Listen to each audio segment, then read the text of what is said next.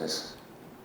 Bueno, pues en primer lugar, muchísimas gracias al Senado de la República por alojarnos para la realización de este foro y su organización tan importante sobre un tema tan importante, particularmente a la doctora Mara Gómez Pérez por considerarme para la participación en esta mesa. Senador, muchas gracias por su hospitalidad. Doctora Vieva, siempre un gusto estar con usted. Siempre recordaré con mucho agradecimiento la oportunidad que a través de Mar González me dio para coparticipar en la elaboración de la ley contra la desaparición forzada para nuestra capital y bueno, pues que sirva de ejemplo ahora que la ley general está en la Cámara de Diputados para que por lo menos tenga los mismos estándares tan elevados que la ley de la Ciudad de México tiene y pues su apoyo y colaboración en ese tema siempre lo recordaré con mucho agradecimiento. Y bueno, mi amigo el doctor Carbonell, un honor poder compartir la mesa con ustedes. El tema de nuestra mesa es el combate a la delincuencia y el respeto a los derechos humanos. Claro, es un muy buen tema sobre un falso debate. Como se sabe, existen algunas voces desde hace mucho tiempo en donde con una visión completamente equivocada catalogan a la humanidad en humanos y humanoides, en humanos y ratas, en humanos derechos y humanos chuecos. Y entonces bajo esa falsa premisa elaboran y construyen un argumento orientado al debilitamiento de los derechos de los delincuentes. Y entonces se dice que los derechos son de los humanos derechos, pero no de los humanos chuecos, porque pues entonces los humanos chuecos parecen humanos, pero pues no son humanos. O sea, exactamente el mismo discurso de Hitler, ¿no? O sea, no se dejen engañar, estas personas que parecen humanas, pues no son humanas, y entonces son desechables y les podemos llevar al horno, ¿no? Bueno, pues estas personas que aparentemente son humanas, en realidad no lo son porque están chuecos. Y entonces a los chuecos, pues los chuecos no tienen derechos. Y entonces pues a ellos ni justicia ni nada, si los torturan no importa. Y los derechos humanos son de los humanos y no de las ratas. Estas personas o estos sujetos que parecen seres humanos, pues en realidad no son humanos, son ratas. Ustedes dirán que estoy exagerando y que esto es simplemente unos juegos de palabras de un publicista que si es el que estoy pensando que fue el que le hizo la campaña a Montiel en favor de la pena de muerte, con estas argumentaciones y estos eslogans publicitarios, que por cierto, si es el que estoy pensando, no voy a ni siquiera mencionar su nombre para no incurrir en el error, pero si es en el que estoy pensando, para desgracia de mi universidad, fue a la excelente escuela de comunicación de mi universidad, que es la mejor es de las joyas de la corona de mi universidad, de esa escuela, pero se ve que no aprendió en lo más mínimo los principios humanistas que mi universidad defiende, porque no entendió lo que es el ser humano, lo que es la dignidad inherente de la persona humana. Y entonces elabora estas teorías de división entre los seres humanos derechos y los chuecos, los que no cometen delitos, y las ratas. Y ustedes dirán que exagero, que porque no es más que es un slogan publicitario, pero tiene un trasfondo muy grave que permea en el inconsciente colectivo de las personas, al grado de que si un abogado defiende a un presunto delincuente famoso, pues es criticado por hacerlo.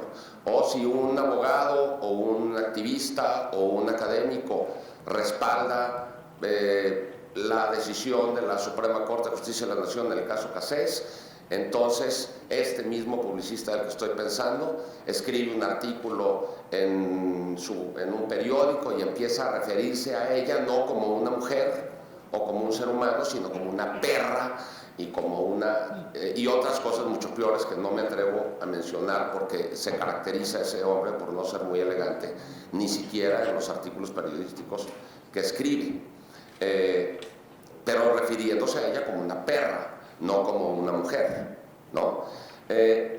Y entonces esto es un falso debate porque se parte de una premisa falsa. Todos los seres humanos son iguales en dignidad y derechos. Así lo dice la Declaración Universal de los Derechos Humanos y todos los tratados internacionales de la materia. Así está, así comienzan a hablar en el preámbulo, partiendo de la base de que todos los seres humanos somos iguales en dignidad y derechos.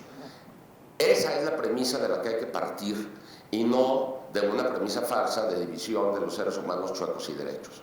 Entonces, si este es el debate que nos reúne en esta mesa al plantearnos el combate a la delincuencia y el respeto a los derechos humanos, pues la respuesta es que en primer lugar la delincuencia no se combate, diría yo, con todo respeto a quien propuso el título de nuestra mesa, porque solo se combate un ejército enemigo.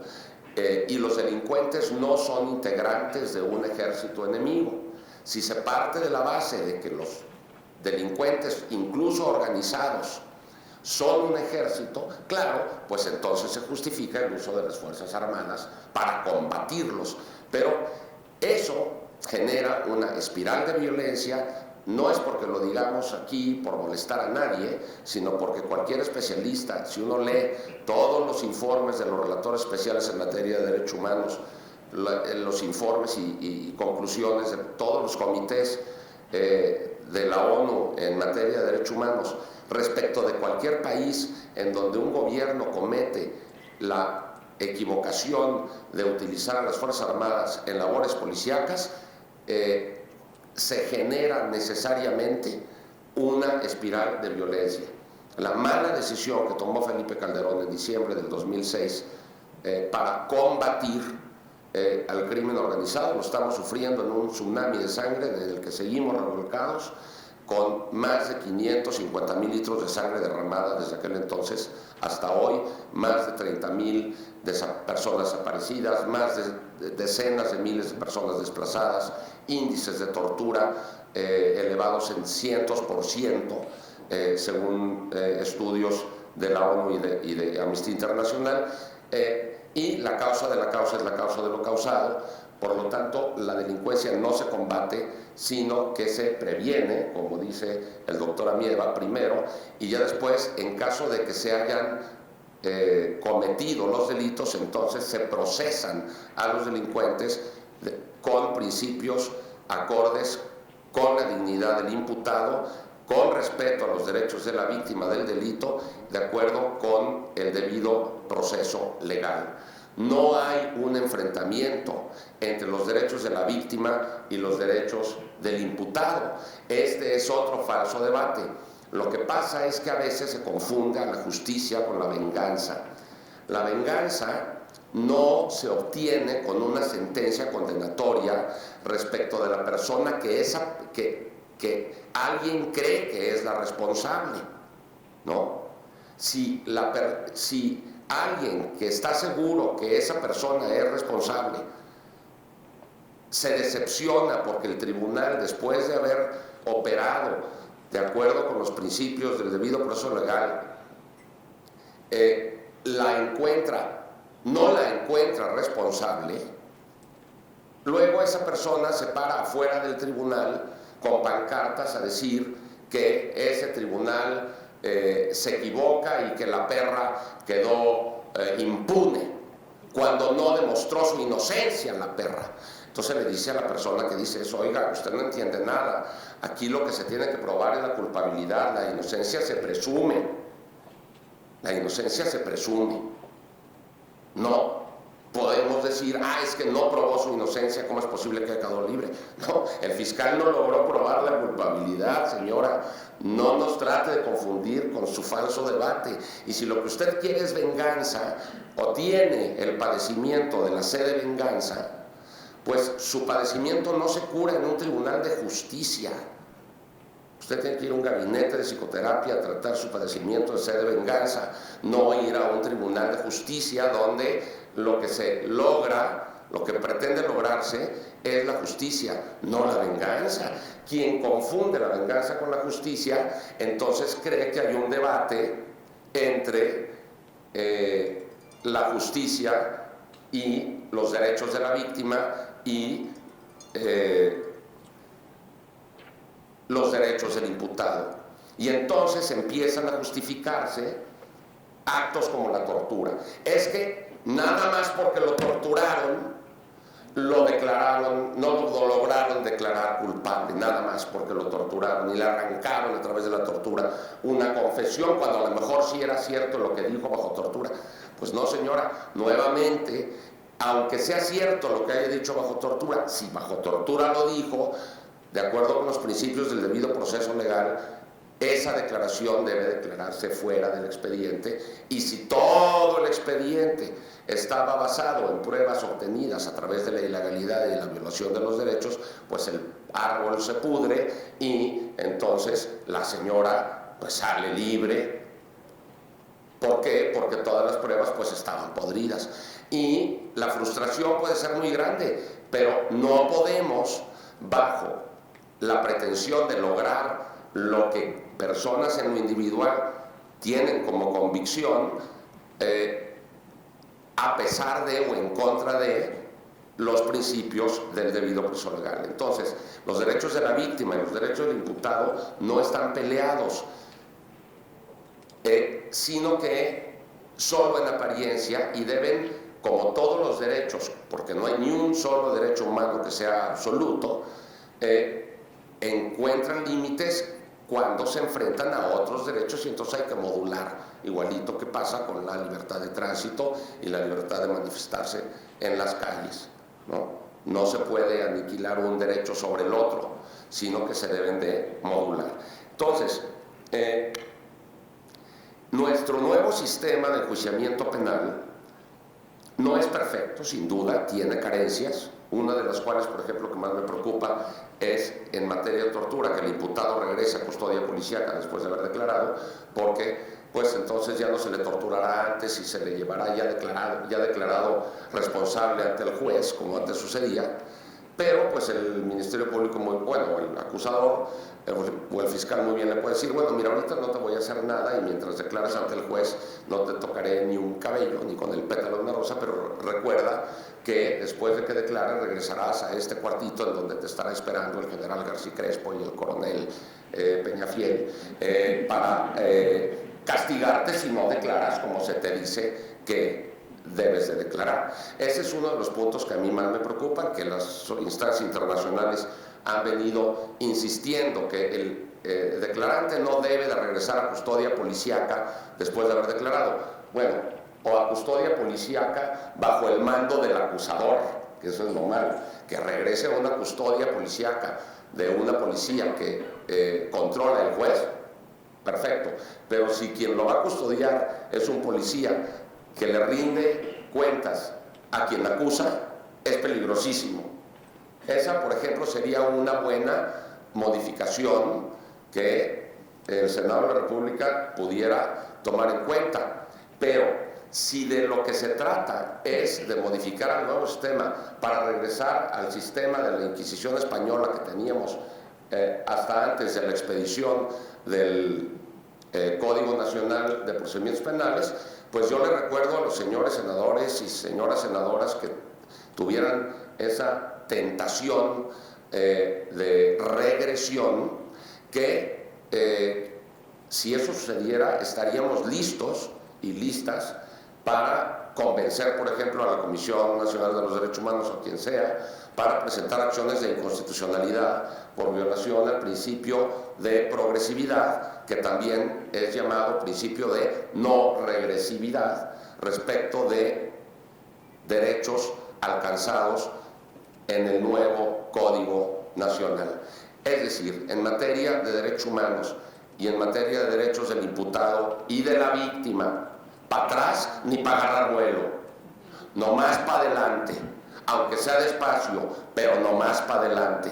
Entonces no vayamos a caer en la tentación de, bajo el falso dilema de la puerta giratoria y de que la culpa la tiene el sistema de enjuiciamiento penal del incremento en los índices de delincuencia, a regresar al sistema inquisitorial, porque sería sujeto a impugnación seguramente con éxito. Entonces yo les pediría, por favor, no trabajen en balde, mejor las modificaciones que hayan que hacer que sean progresivas hacia el mejoramiento del sistema y no hacia la regresión bajo el falso dilema de los derechos del imputado como si estuvieran peleados con los derechos de la víctima.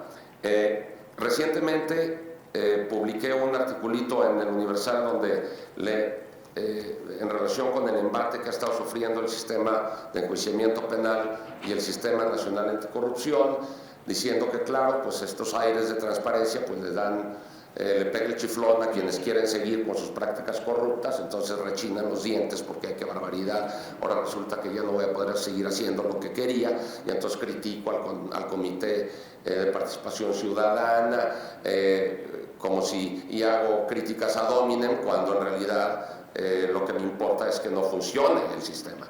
Y luego la CONAGO le echa la culpa al sistema de enjuiciamiento penal, cuando la culpa la tuvieron ellos porque no usaron los recursos que se les dio para el entrenamiento de los jueces, el entrenamiento de los fiscales, la adaptación de los tribunales, porque no se puede tener un juicio de índole oral y adversarial en los tribunales en la antigüita con la barandilla y el vidrio blindado.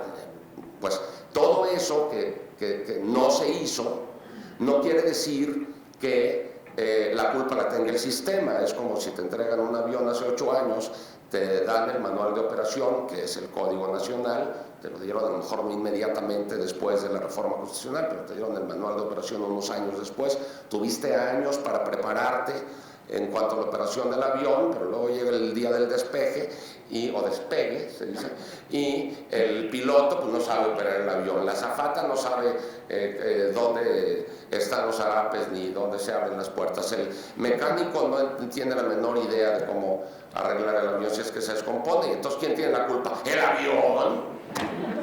¿Nosotros qué culpa? No, ustedes tuvieron la culpa, quienes no se prepararon, o quienes, o a lo mejor muchos, no tienen la culpa porque no recibieron el entrenamiento que debieron haber recibido y que estaba a cargo de quien tuvo que haberlo suministrado.